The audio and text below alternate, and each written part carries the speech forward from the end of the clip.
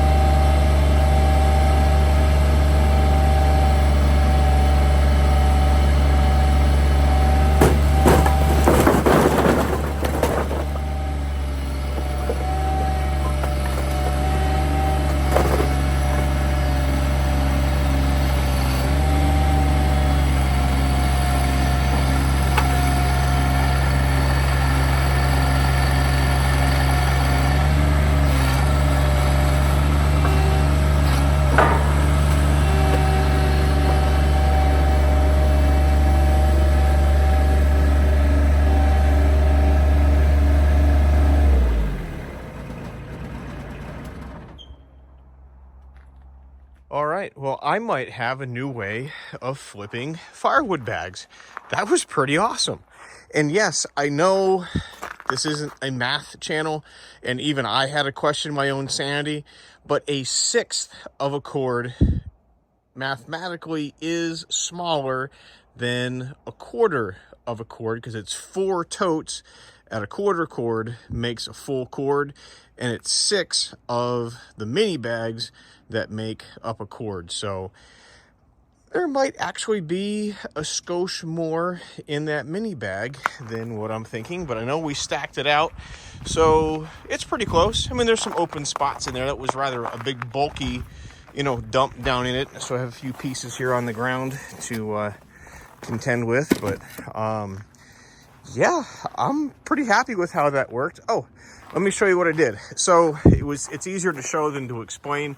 So I ran the unloading loop through the first fork, and then you saw me drive and put the second one through there. So the pallet forks keep everything on the pallet on it, and then these unloading loops, it's pretty much just like a gravity catch.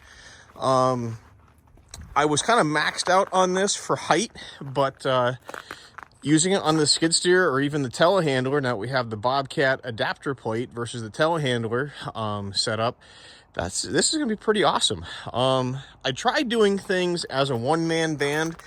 It would definitely be easier with 2 people to kind of get that fork through the unloading loops, but I did it.